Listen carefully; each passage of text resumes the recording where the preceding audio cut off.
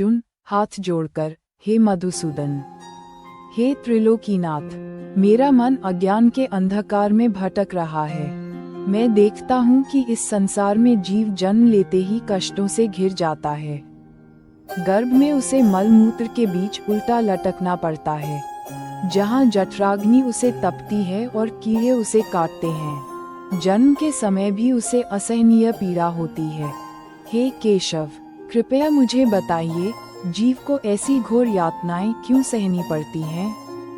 वह कौन सा कर्म है जिसके कारण जीवात्मा को बार बार इस दुखमय गर्भवास में आना पड़ता है? भगवान श्री कृष्ण मुस्कुराते हुए, हे पार्थ, तुमने समस्त प्राणियों के कल्याण के लिए बहुत ही उत्तम प्रश्न किया है। ध्यान से सुनो, जीवात्मा मूलतः अविनाशी और आनंद स्वरूप है, परंतु जब वह माया के वशीभूत होकर संसार के नश्वर पदार्थों से आसक्ति मोह कर बैठता है, तभी वह जन्म मरण के चक्र में फंसता है। जीव का सबसे बड़ा बंधन उसकी कामनाएं है। जब मनुष्य ये सोचता है कि मैं ये शरीर हूँ और ये धन, ये परिवार मेरा है, तो यही ममता और अहंकार उसे बार बार गर्भ में खींच लाते हैं।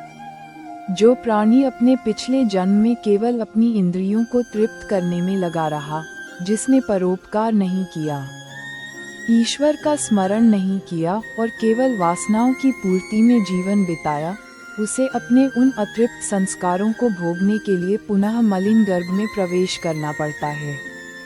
ये गर्भ का कष्ट उसके पिछले जन्मों के अहंकार को गलाने के लिए एक तपस्या की तरह है, पर अज्ञानी जीव बाहर आते ही इसे भूल जाता है।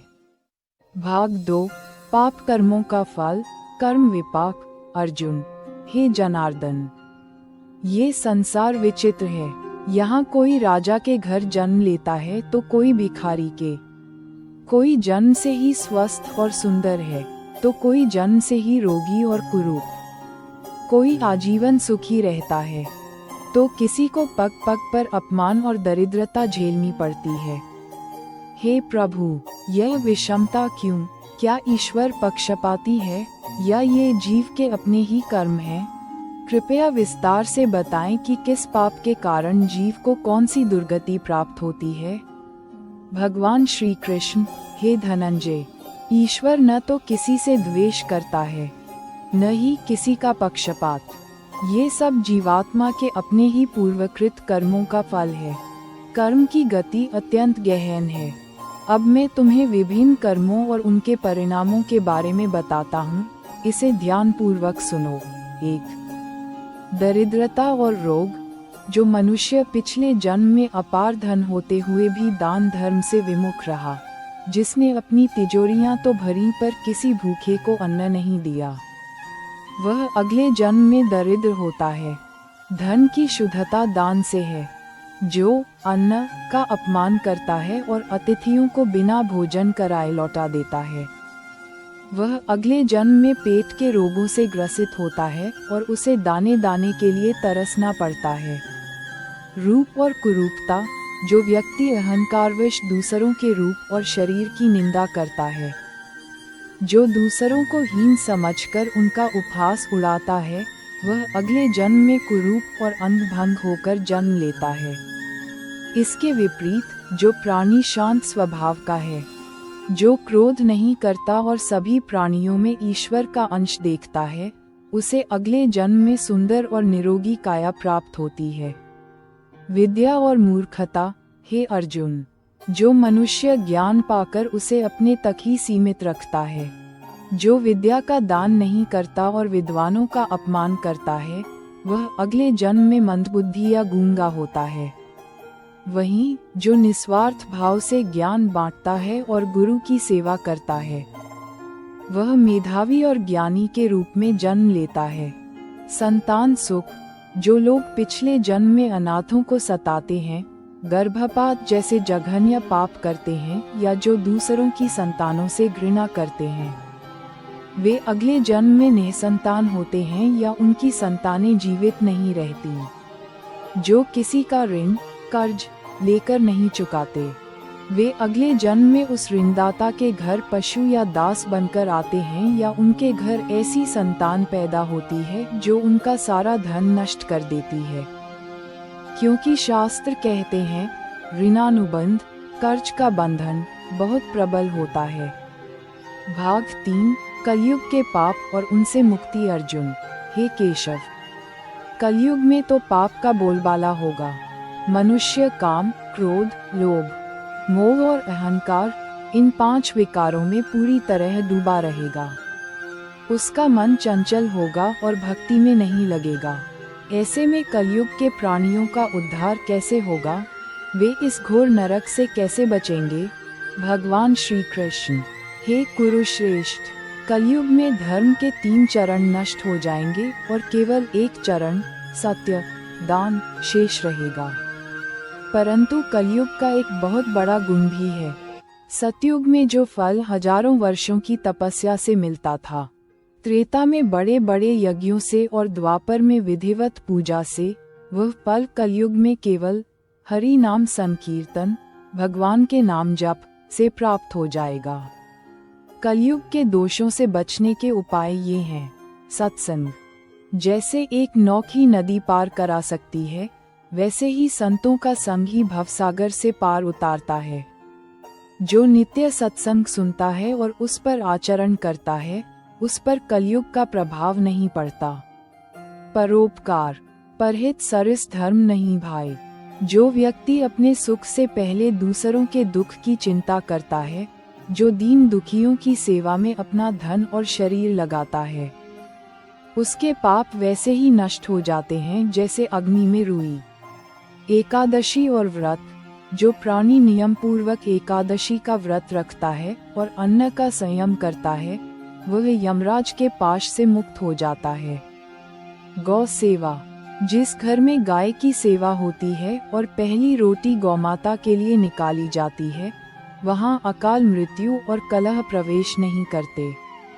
भाग 4, गुरु की महिमा। अर्जुन, हे प्रभु, आपने अनेक उपाय बताए, परंतु चंचल मन वाला साधारण मनुष्य इन नियमों का पालन कैसे करे? उसे मार्ग कौन दिखाएगा? क्या बिना गुरु के भी मुक्ति संभव है? भगवान श्री कृष्ण गंभीर स्वर में, नहीं अर्जुन, गुरु के बिना ज्ञान नहीं और ज्ञान के बिना मुक्ति नहीं। जैसे बिना मल्लाह के नाव भंवर में फंस जाती है, वैसे ही बिना गुरु के जीवन संसार रूपी सागर में डूब जाता है। गुरु केवल शरीर नहीं, वह एक तत्व है जो अज्ञान रूपी अंधकार को मिटाकर ज्ञान का दीपक जला दे, वही गुरु है। जो मनुष्य गुरु मंत्र का जाप करता है, उसके हृदय में मैं निवास करता हूँ। जो गुरु की निंदा करता है या गुरु को साधारण मनुष्य समझता है, उसके सारे पुण्य नष्ट हो जाते हैं और वह रौरव नरक में गिरता है। गुरु गोविंद दो खड़े काके लागू पाए, अर्थात यदि मैं, ईश्वर और गुरु दोनों सामने खड़े हों, तो भक्त को पहले गुरु के चरण स्पर्श करने चाहिए, क्योंकि गुरु ने ही उसे मुझ तक पहुंचने का मार्ग बताया है। हे पार्थ, जिसे सच्चा गुरु मिल गया, समझो उसने मुझे पा लिया। गुरु की आज्ञा का पालन ही सबसे बड़ी तपस्या है। भाग 5, अंतिम मुक्ति मोक्ष का मार्ग। अर्जुन, हे वासुदेव, अंत में मुझे वह परम रहस्य बताएं जिससे जीव सदा के लिए इस आवागमन जन्म मृत्यु के चक्र से छूट जाए और आपके परम धाम को प्राप्त हो।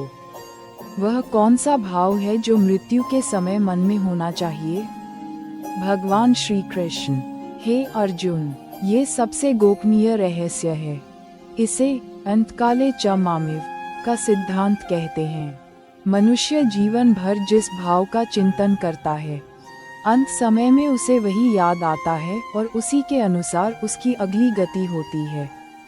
जो अंत समय में पुत्र मोह में प्राण त्यागता है, वह पुनः संसार में आता है। जो धन की चिंता में मरता है, वह सर्प बनकर धन की रक्षा करता है।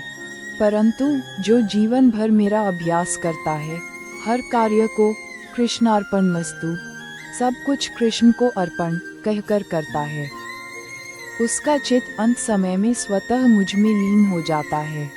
इसलिए हे अर्जुन, तुम हर समय मेरा स्मरण करो और साथ ही साथ अपना क्षत्रिय धर्म युद्ध भी निभाओ। मामनुस्मर युद्ध च, जब तुम्हारे हाथ कर्म करेंगे और मन मेरा सिमरन करेगा तो तुम कर्म के बंधनों से नहीं बंधोगे। जैसे कमल का पत्ता जल में रहकर भी जल से नहीं भीगता, वैसे ही मेरा भक्त संसार में रहकर भी माया से अलिप्त रहता है। जो प्राणी प्रतिदिन इस गर्भ गीता के संवाद को पढ़ेगा या सुनेगा, जो गर्भवती स्त्रियां इसका श्रवण करेगी, उनकी संतान सुसंस्कारी, दीर्घायु और भक्त होगी। उन्हें गर्भ की पीड़ा नहीं सताएगी और अंत में वे मेरे परम धाम गोलोक को प्राप्त होंगे। अर्जुन गदगद कंठ से, हे प्रभु, मेरा मोह नष्ट हो गया है, मुझे स्मृति प्राप्त हो गई है। आपकी कृपा से मेरे सारे संशय छिन्न भिन्न हो गए हैं। अब मैं आपकी आज्ञा का पालन करूंगा। भगवान श्री कृष्ण तथास्तु। कल्याण हो। जय श्री कृष्ण।